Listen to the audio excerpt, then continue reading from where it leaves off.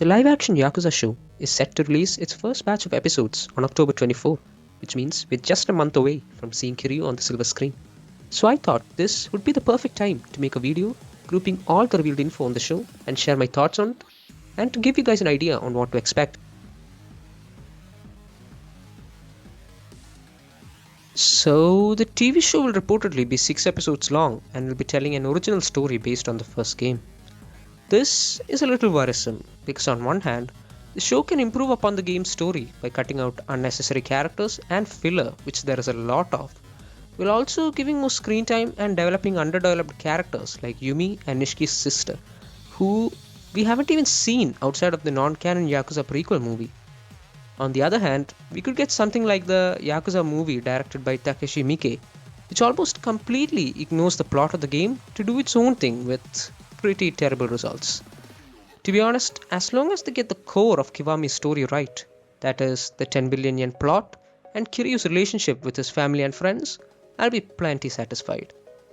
The articles also mention that the show will take place in two time periods, that is 1995 and 2005, and the main focus will be on Kiryu and his relationship with his three childhood friends. In fact, a lot of the articles of the show emphasize the human drama aspect of the story, which is a good sign, as in my opinion, it's one of the series' pillars.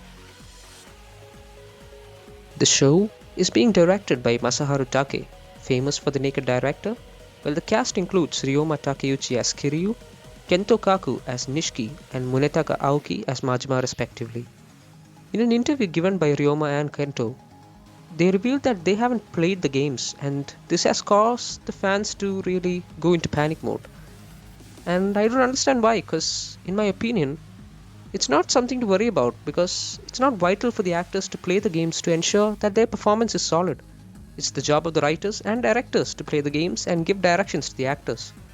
Also worth noting is that the actors wanted to play the games but were specifically told not to ensure that their performance wouldn't just be an imitation of the games. This was the same case for the Last of Us show and that turned out amazing, so let's keep our hopes up. And also worth noting is that Ryoma, our leading man, got in shape for Kiryu and is doing his own stunts as well, so he's definitely dedicated to the role. The plot of the first game, and of most Yakuza games, takes place in Kamurocho, which is a fictional location based on the real-life district of Kabukicho in Tokyo. The devs of the games tried their best to make sure that Kamurocho matched its real-life counterpart extremely closely. So, the show based on the game would be shot at Kabukicho, right? That's not the case. Since shooting in Kabukicho is probably really expensive, the showrunners decided to take a different approach by creating detailed sets and utilizing CGI to recreate Kamurocho as depicted in the games. The production team has invested considerable effort into ensuring that every element from the dirty roads to the bustling streets mirrors the game's aesthetic. Early glimpses of the sets and CGI enhancements have been extremely promising, showcasing a visually immersive world that fans will likely appreciate. As we await the show's release, it will be exciting to see how effectively they bring Kamurocho to life and evoke the same energy and spirit that has captivated us for years. In an interview given by the director of RGG, he mentioned that the show will feature new original characters.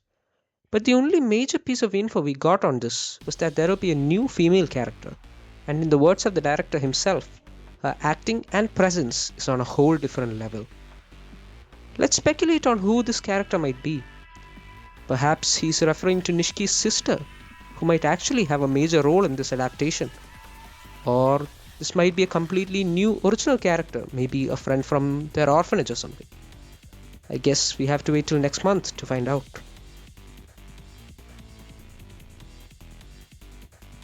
In interviews given by the cast, they mentioned that karaoke and substories are not in the show. Karaoke and crazy substories might be two of the biggest factors responsible for Yakuza's sudden worldwide popularity surge during the COVID days, so it's no wonder that fans are disappointed by their exclusion. I can understand why substories got axed since the show is only 6 episodes long, and allocating time for these self-contained stories might prove difficult. Though it is sad to see no karaoke. But on the bright side, the executive producer Eric Barmack did mention that singing may come eventually, probably hinting at its appearance in future seasons. Kento Kaku, who plays Nishiki in the live action, while talking to Games Radar at San Diego Comic Con, had this to say.